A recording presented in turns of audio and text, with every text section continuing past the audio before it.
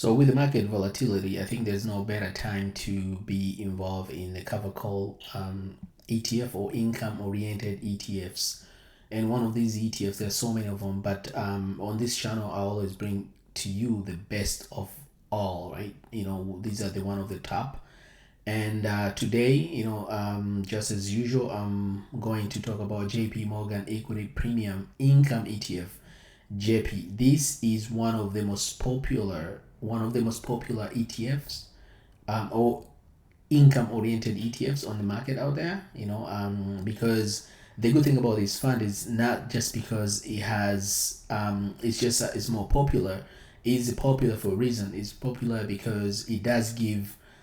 First of all, it has a huge asset under management. It does have huge distribution. Also, it does have a great performance, and because of these reasons, and also it has a very good team behind it, and because of all these reasons, that's why um, you might be you might have to look at this fund and see if it's better for you to invest your money. And end of this video, you'll be able to actually tell if it should be a fund for you to invest your money. And this is Mr. Moneyman channel. On this channel, I talk about ETF and ETF comparison and anything related to income and growth. So if it's your first time, just make sure you subscribe, make sure you like, and so you don't miss any episode or any news comes out of this thing.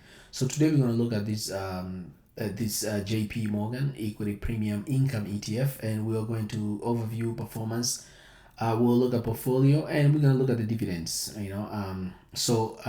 Just overview here, we can see NAV is 54. That's pretty much the price of it. 54.36, that's the price. Year to date return is about 2% or 2.25, and 30-day Security Exchange Commission yield is about 9.53%. That's within the 30-day period, but overall is about 11% to 10% at the moment. And expense ratio, it's a pretty low at only 35. This is a pretty low when you come to how much you're gonna pay to get this fund, to be invested in this fund. This is net. I mean, after all the expenses. We look at the what is this fund actually seeking? Consistent premium income with lower volatility, if that's your goal. So JP Morgan Equity Premium Income ETF seek to deliver monthly distributable income and equity market exposure with less volatility. So not only you get an income, but also market exposure. You expose yourself to the market because you are in the market, you invested in the market. As you will see in this fund, what it does to have the exposure on the market, right? Expertise, right? Portfolio manager with over 60 years of experience investing in equity and equity derivatives. Portfolio, defensive equity portfolio employs a time-tested bottom-up fundamental research process with a stock selection based on our proprietary risk-adjusted stock rankings. So not only they just pick a stock, but also they go with a risk-adjusted discipline option overlay implement written out of the money option, right, on S&P 500 index to generate monthly income. And result of all that strategy, it's provide an attractive 12 months rolling dividend yield of about 11% within 12 months period. So 11.29% and 11.75 on a monthly basis or 30-day basis on SEC yield. Top quantity, right? Yield in derivative income strategy. Of course, they use derivative, which is it's another strategy they use to enhance that cover call, because the stock that they invest in, they don't have that enough dividend to cover all that, so they have to use derivative. Competitive price versus peer at 35. As I've said, look at the management fee after all after all the expenses, you only pay 35, so that's a pretty low compared to other peers, right? Attractive yield versus other asset classes. So JP pays about 11.77, and we look at the US yield, the highest dividend, it will pay about 9%. We look at the REIT, pays less than inflation, of course. I mean, We look at the US bond, of course, it's nothing there. You only get 3.9%. When you look at the US equity, this is pretty much S&P 500, gives you about 170. We look at the portfolio managers in Hamilton Rainer is portfolio manager, over 36 years of experience, and works at JPMorgan for 14 years. And it's been working under this fund for about 2 years. We look at the Rafael Zingon, also has been in the industry for 32 years. 32 years at JP Morgan. Holy man, that's a long time. And he's been managing this fund within over 2 years. So both of these guys have been at JP Morgan for a long time, and they've been on managing this fund for 2 years. So it's pretty good. This fund has been, of course, that's when it was incepted. That was only 2 years. When we look at let's look at this is ESG approach. If you are into ESG, this is the disclaimer or disclosure on ESG, but we're not talking about that. Let's look at the fun fact actually. So the ticker symbol is JEPI or JP, which is very popular. We look at the asset classes, US equity, of course, it only invested in US markets and not international. We look at the inception, it was 20th May 2020. So during the COVID time, pretty much when the market crashed. Exchange, of course, it does, it's trade hands on the New York Stock Exchange. We'll look at the price, closing prices of 54.34. We look at the NAV is 54.36, so it's a pretty good. You have to look at that.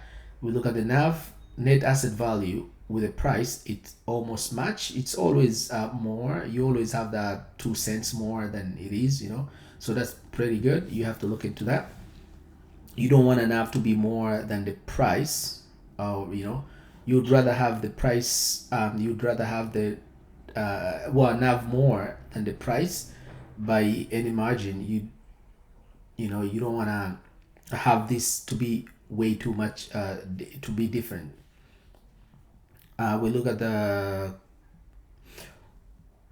year to date. Of course, we've seen is 229%, 2.25. That's today. Fund asset under management. This is one of the things you have to look into when you want to trade stock like this. You look at the under management. It has 23.47 billion. This is a lot of money that this fund has been invested. When you look at the match, that it has very good reputation to have that 23.47 billion. That's a huge for fund like this, and it's only been in the market for about 2.5 years right now. As 2020 in May to 2023, so it's only about 2 years, and it has that much money. So I mean that tells you something. When we look at the share outstanding, there's a number of shares. We'll look at number of holding is 134. So it's not like S&P 500 where it's 500 company. This only has 134. We'll look at those companies, top 10 of them. Dividend yield is about 11.31%. That's as a rolling dividend yield, 11%, but dividend yield as of March 31st was 8.88%. Daily 30-day security and exchange yield is about 9.73%. So all in all, just regard about 11.31%. That's what we're looking at. So let's look at the dividend, how much they pay dividends actually. Performance first. We look at the performance, because this is end of the day, you want to see how much you're performing, right? Your fund performs. We look at the since it's incepted in May 2020, it has returned about 12.79%. That's beating the S&P 500. That's a pretty good. We look at that. That's a really good. When we go to the chart, had you put $10,000 at that time, today you would have 14,119. That's a really good, look at that. That's a really good performance. That's a yield and performance of the stock itself. So this fund actually has beaten the S&P 500 since it's incepted, accounting the dividends that you're receiving, and provide that you are actually reinvesting those dividends. I mean, if we don't reinvest, then you still have money that you've taken out. So that's a pretty good when you look at performance, because not many of these covered call ETF, they don't have as much, the growth is not there. But look at this, has outperformed S&P 500. That's a really, really good thing. When you look at what we're investing on this thing, let's look at, last we'll look at dividend. Now let's look at portfolio. What does it invest in? Sectors, and we'll look at the stocks, right? Top 10 stocks.